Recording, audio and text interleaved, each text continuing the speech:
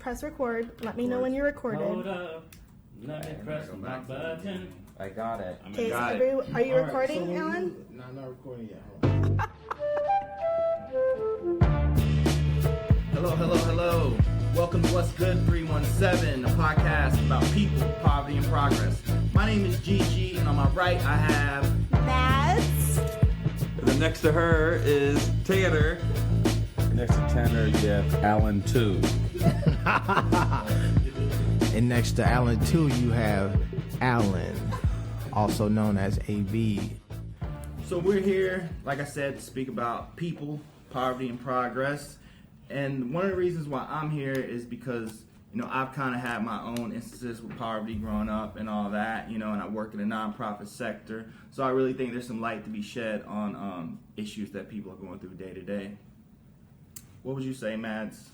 Why am I here and why am I at the table? Well, I feel like as, a white female, I need to make sure I educate myself on just everything in the community and all those inequalities and stuff like that. When I walk into a room, I am actually aware that what race and everything is in the room.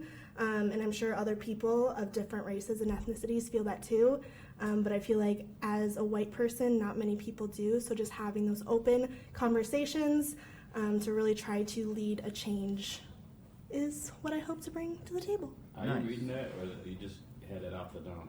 Off the dome. I mean, I have notes, but that is basically it. Yeah. What say you, Yeah, so I think Maddie kind of segued perfectly. As the only white cisgender male in the room, I think just acknowledging my privilege and understanding that there's so many more interesting stories to hear and to leverage than my own. Growing up as a gay man in like a small town in southern Indiana, I had to overcome my own kind of adversity, and every day, the world's not friendly to gays all the time, and so having to deal with that, but really using what privilege I have to help elevate other people. That's what I think I can bring here. I love talking to people. I love telling their stories, and above all else, I love telling good stories. I'm very solutions-oriented rather than focusing on problems. So I'm here to lighten things up, I think. So Alan, too, yeah, what about you? I was waiting for my segue. I was going to say until I was proper. It was a hot rhyme. No, I think, for me, it's obviously adding some elder knowledge to the table, being the oldest person in the room. But this, the same ideas and context that, Maddie and Tanner's added, just being a African American male, growing up here in Indy, caring a lot about the community, understanding just how impactful the work that we do on a daily basis is important, and also, just trying to, really understand, poverty and the challenges in our community at a deeper level. So I think this conversation and the dialogue that we'll have will help expose more of those challenges and opportunities, and maybe we can talk about some of the solutions amongst ourselves and you as a listener.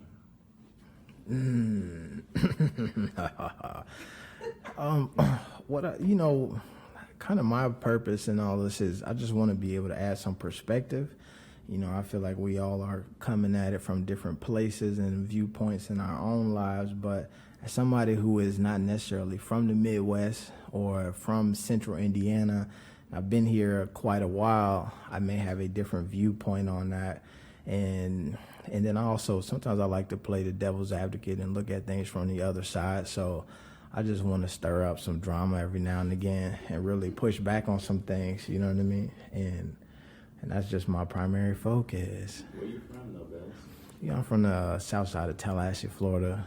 Also, What do you love about living in Indy? I would say what I've grown to love about living in Indy, 317 in particular, is I used to live in Bloomington, and the diversity, down there that way. And it's not as diverse of a community as it is here in Indianapolis or in the 317 area. So when I came up here, after being down in Bloomington just solely straight for like maybe 2 or 3 years, I realized I was missing out on some stuff that I didn't think Indiana had to offer. So I love this because it's like a little melting pot. It's not too big, not too small. It's a good little area.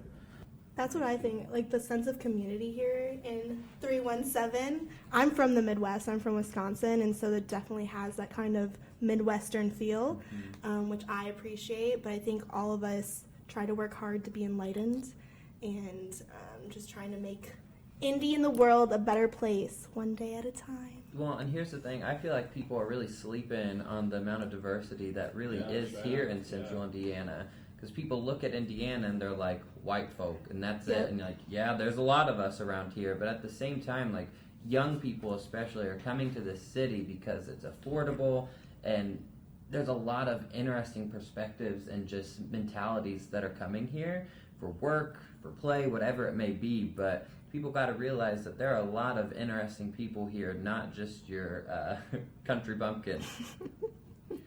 Yeah, I like that, everything is like 30 minutes away. It's honestly a pretty big city, like, not necessarily like the skyline or whatever, but like, east and west side, you can be anywhere in 30 minutes, and that's great. And I love the art scene here, man. We got great like musicians and artists here that are just like doing their own thing, really embracing being from where we're at, and trying to put that on the map. Well, and I know that you're really invested in the art scene too. So what do you see artists here locally really advocating for? Opportunity, like advocating for opportunity. Oh, snap! What is your art though? Like, what do you do?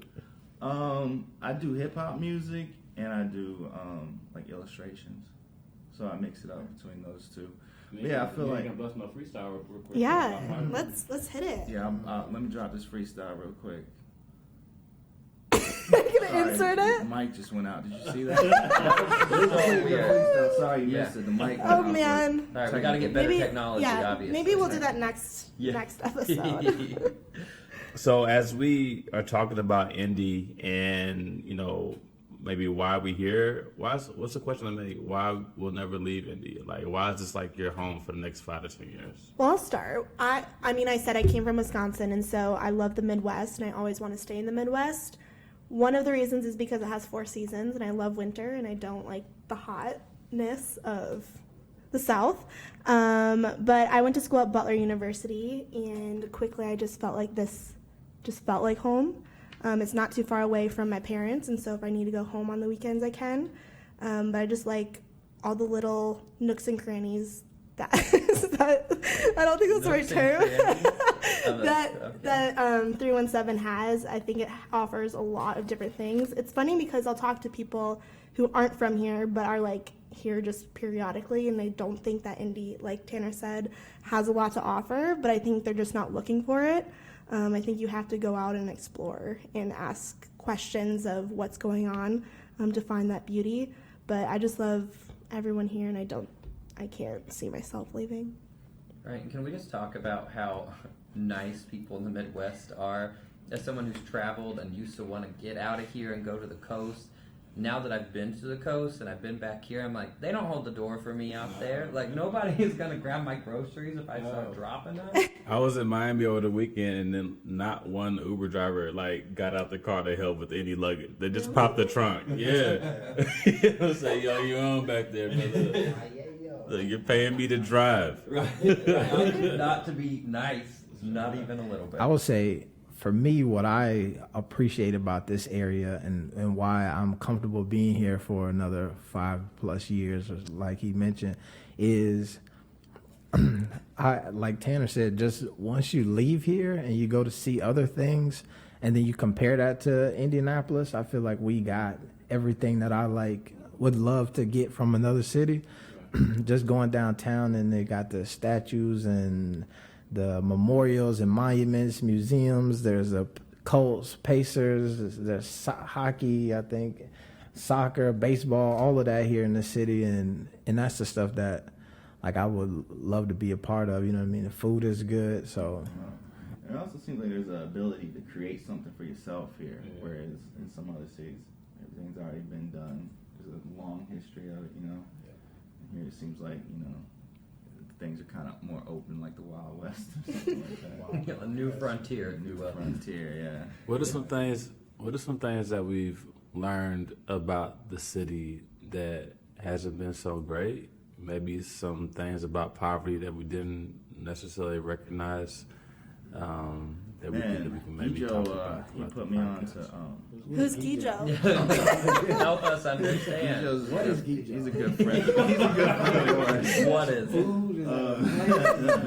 Gijo's a good friend of mine, and he put me on to the history of the Red Line, and not like our bus system, not that, but they got the name maybe from this. But so he put me on to, you know, just like housing issues that happened a long time ago, where certain areas were defunded, you know, intentionally to bring the amount of the area down so that they could come in and buy it later. So that's really interesting. You know, I feel like there are pockets of Indianapolis that aren't funded as well as they could and should be. And I think a lot of that is like just the deep history and roots of Indy, and there's a lot of, you know, systemic racism that's kind of, you know, in the ecosystem of our city, that, you know, we have individuals like us around the table that are looking, you know, to change and do our part. But I think that's one of the things about the city that not necessarily has surprised me. I'm, you know, born and raised here in Indy, but seeing how, you know, we have some ways to go when it comes to certain things about how we fight poverty, or how do we support diversity, how do we, you know, really start to value people and their authentic selves at a greater ordeal. So Indy's, you know, a wonderful place. I think there's a great energy around the city right now, and I think it's prime for a podcast like this. Whose computer is that, though? Man, that's me. What are you talking about? Did y'all hear that? Sir, It was all up in my there's headphones. some different levels of tech savviness. I would gonna call it out here. I would put Alan at the bottom of that. Alan too? Yeah, yeah, definitely Alan too. That's what the Just two is because I've for. asked so many questions, but doesn't mean I don't understand. I'm trying to spark conversation. You're right, and that's what all this is about. Is just sparking conversation, whether it be about how to plug in your headphones to your laptop, And why you can't hear everyone or- else talking when Yeah. your headphones are only Hey, plugged can y'all hear in. me? I'd really like to spark some conversation about inclusion. I feel like diversity is talked about a lot, but when you get into the corporate atmosphere, I feel like inclusion is still kind of missing, you know? Especially like if you look different, you talk different, you know? Like, it's not necessarily embraced, it's kind of just like fall into line, I feel like, you know? Like, That's a good point. So, like, let's talk about diversity, inclusion, and equity. So, if you look at the analogy of diversity is being asked to the party, and then inclusion is to be asked to dance at the party, and then equity is I get to pick the song. You feel me? So, I think as far as the city and Indy and maybe most of the country, we're somewhere in between diversity and inclusion. We're still trying to figure out what diversity is, what it's not, and then, you know, who to include, why to include that individual. But I think we're maybe light years away from equity. Mm-hmm. But I do think that you can reverse engineer equity into a lot of environments. And I think, you know, one of the ways you do that is to have candid, transparent conversations like what we plan to have from this podcast. Not, you know, because we're trying to like expose all the bad, but we're trying to see how much more good that we can, you know, bring to the city. Right, and this word equity is something I feel like new to me. Yeah. Like, and I kind of say that, and I feel like a little ashamed to say that, but I feel like it just popped up this year to me. No, I mean, like, so there's been a lot of discussion about equity. Kudos and shout out to Brian Payne at CICF for really introducing this at a wider scale when it comes to Indy, and as far as like being a part of that conversation and really kicking off that dialogue. But I mean, equity, I mean, people, you know, even with that definition, think it's equality. It's not, you know, those are two, you know, separate things. So I think, you know, having a city where each individual has equitable access to the same, you know, resources and opportunities is huge. And I think at least we're at the point where we can talk about it. Where 2 years ago, 5 years ago, I mean, we was just trying to, you know, talk about diversity just a little bit, and then, you kind of morphed into inclusion, and now, we're introducing equity, and there's a lot of stuff that we do on a daily basis, working to impact, poverty from an equitable lens. So I think it definitely is an important piece of conversation, but it is new, to I think a lot of people are still learning, myself included. I actually read this article, I forget who it's by, but it was called like White Women, We Need to Talk About Race. And it basically calls out white women to have the conversations. And one thing that stuck out to me, it said, the harm that comes to me from having a difficult conversation is nothing compared to the harm whole communities often experience from us not having those conversations. Yeah, and that really stuck out to me. All of us are so afraid of either stepping on people's toes or having an argument of, white privilege. A lot of white people don't think they have that. And then when you try to have that conversation with them, they get defensive. And I think that's the biggest sign of white privilege, when you can't see it. And so, like you said, Alan, having those open conversations is the first step to actually acknowledging and putting that all out on the table. I might be wrong in some points, but if I'm not open to, be called out or have that kind of conversation, then we're just going to keep staying where we are. Dang. Hey, I just want to point out that there's a lot of knowledge being dropped in here. I love that little metaphor analogy you gave with the dance and the party and the equity and the picking the song. That was epic. Her little quotable, epic. That's all I had to say. You can use that for your benefit too. Okay. Originality is your ability to conceal the source. Oh yeah. So I'm gonna use what Maddie said in another conversation later today. Act like it was my own. It's definitely. I'm game. I'm gonna use. Definitely gonna be some captions on some posts on social media Heck later. yeah. What Picasso say, the greatest artist still? Something like that. It's like good artist copy, great artist steal. it's the best form of flattery or something like that. Imitation Is the best form of flattery. Yeah, especially with today's day and age and the digital age, anything is just copyable. Just Absolutely. do it. Speaking about today's age and the digital age, what kind of memes y'all on? That segue though. Love That was clever. Hey, Gigi didn't want no silence. That segue is so quick. It's funny because I realized like almost all the accounts I follow on Instagram are all meme accounts, and that's just my whole timeline. But like, your girl is single, and so any meme that is just about that just relates to me, and I find it so funny. Like the way she put that out there. I know. I don't know if that was an invitation to the entire I'm audience. single and not Throw ready the to IG mingle. Throw the IG hashtag out there. My favorite right now is the Baby Yoda as the Kermit Yes. the Frog with teeth. Anytime I see that, and the cat with the lady arguing. That is my favorite. Like, I love seeing just how many things that is applicable to. Yes. And I don't even know how that meme came to be, but I love it already. I want to know its origin story. I want to Me know too. why that cat is so upset. Do you ever just like look at memes and you're like, I could have made this? And it's like, I want to like know the people that like sit there and actually make that. And I'm like, how do you even like think of this? The thing is, I do that with a lot of things, and I'm Yeah. like, oh, I could have easily done that, but like, I can hardly turn on my computer, let alone make something artistic and funny. Yeah. So It's like, who's got the time? Like, you ever see those photos where somebody's like, hey, could you Photoshop this guy out of it? They're at the beach. Yeah.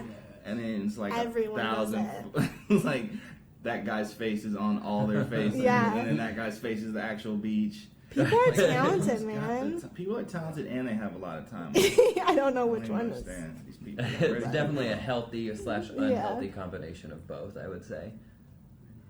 Do we have any talents in the room? Like, what are you guys Certainly not. good at? I would just like to point out that we're really trying hard with these segues. And like, I mean, for the most part, they're kind of working. You feel me? And I appreciate. We'll just add in some music and just slowly do fades until we get it down. Like elevator music? Maybe we'll just be like awkward, and then we'll just go into new things. Awkward transition. Good news is, if it is awkward, we can edit out the awkward. That's right. And then it's just like, bam, fast Maybe pace. not though. Maybe that's what's hot. It's relatable. We're relatable tweens. We're tweens? Is that what you just said? Yeah. Oh, I didn't realize we were tweens.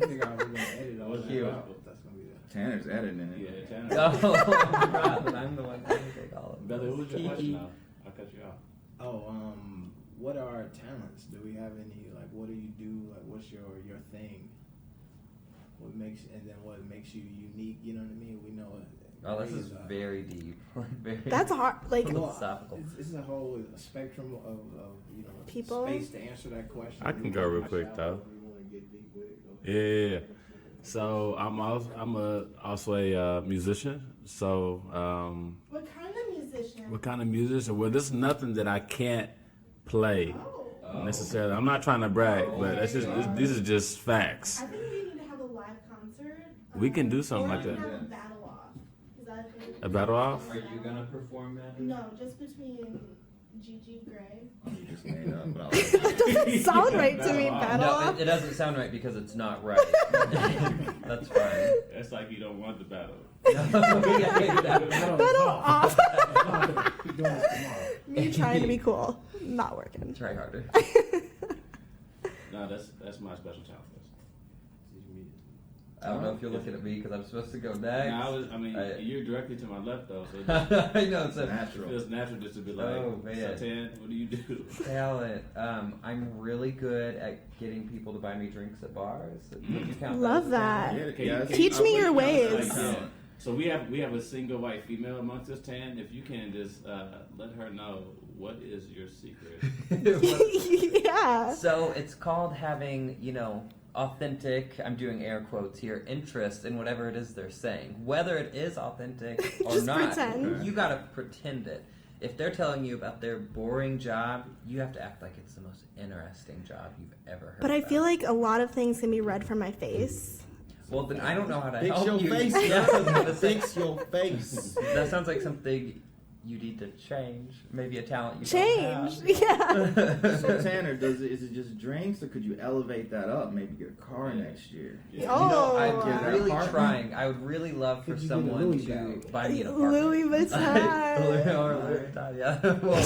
We're We'll gonna pack follow the that. progress of this throughout the year. Oh, yeah. Yeah. Oh, yeah. Louis Let's bag. see what Louis got. Oh boy, When did Tanner get this? what gifts did I get? We'll this make that a weekend? segment. What? What did Tanner get this weekend? Yeah, that's. Hopefully, it's all like good things, Yeah. not like something boring. Oh, I was Sorry, going in a different yeah, direction. I know. Edit that part. Please. So, Maddie, what are you good at? Anything? How? you do? I don't have You anything. got that singing voice, man. Drop it for me. I do not have a Please singing don't. voice. Please. No, people will be like, "Can you sing? Can you dance?" And I'm always like, "Yes," but that doesn't mean it's good. Yeah. I'm just the kind of person that like doesn't care what people think and will just go out and do anything. And I like embarrassing people, so I think that's my secret talent. I learned this weekend that Maddie's really good at stacking marshmallows. Oh, I'm so good at stacking marshmallows. Yeah. Hey, how did you? I know. Where did you figure that out? How to? We went to a holiday party. Oh, so y'all went to a holiday party without everybody else in the room. Cool. I'll be talking about race relations. I know. Inclusion. I know. Can we get some equity? Yeah. Gigi was invited. He just didn't go. So, And the host was also a person of color Yes. too.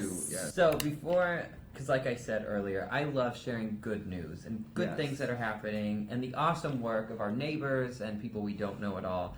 And so before I get into this really fun's not the right word, it's really sweet story that I found over the weekend, I want to ask you guys, have you had any experiences with crowdfunding? So like GoFundMe or any pages like that, or any cool experiences with that program? Well, just recently, and dancing. I don't know if you guys are hip to Ann, the public art on mass. Yeah. So like Ann was hurt and needed some repairs, so it was a big crowd, sourcing to get her operational again, and she's back, popping.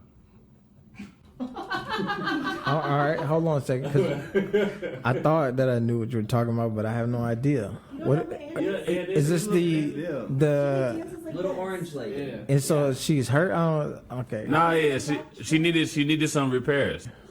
I thought we were talking about like a real No. There's a lot Club of or- controversy around that. I It must was, say, yeah. I was on Anne or the GoFundMe for her? on the cost of getting Ann Yeah. back in How much action. was she? And they're like, why are we doing that $1 for billion. public art?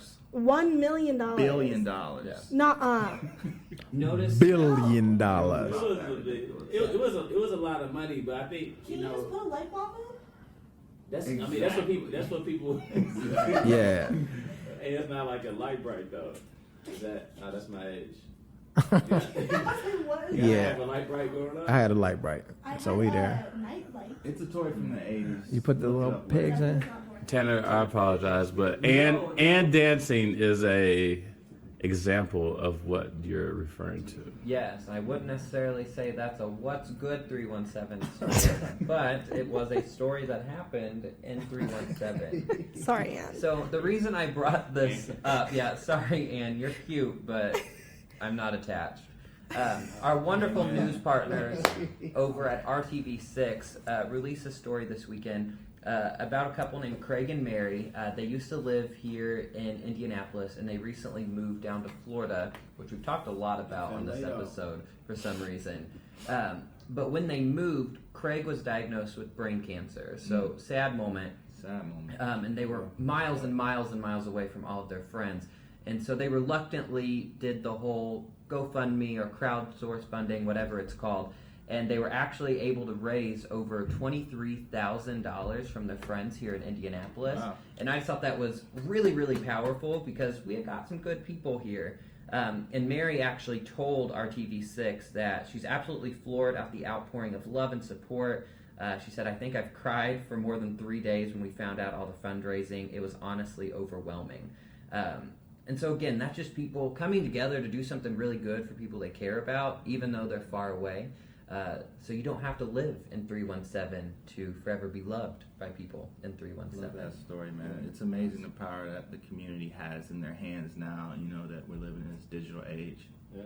You couldn't do that 20 years ago. No. Okay, Boomer. All the people saying you can't are that the times have made things worse. Well, that was the first episode. Well, the zero episode. Zero episode, yeah. Zero No episode of What's Good 317. Just a little introduction so you get to know us, get to know our personalities, and kind of what this podcast is going to be about. This is a podcast that would not be made possible without the support of United Way of Central Indiana. Yeah, we love you. Thanks for employing us. WCI. Yeah, thank you for employing us. Also, spoiler, we're all employees of United Way of Central Indiana. But we love the work that we're doing in the community and the people we work with and that we partner with to do such great things and make such monumental change. And that's, I think, what's so cool about us being able to come together and talk about that change. Not just stuff that's done through United Way, but because of it or in tandem to it even. I will say also, this is part of United Way, but it's also its own thing. I think we're trying to stay away from, asking for money, asking for volunteers. We just kind of want to shine a light on what is good in 317. Thank you for listening to What's Good 317, a podcast powered by United Way of Central Indiana. Special thanks to Megan Snyder and Jody Pope. The music you are hearing was created by Longevity of Bringing Down the Band.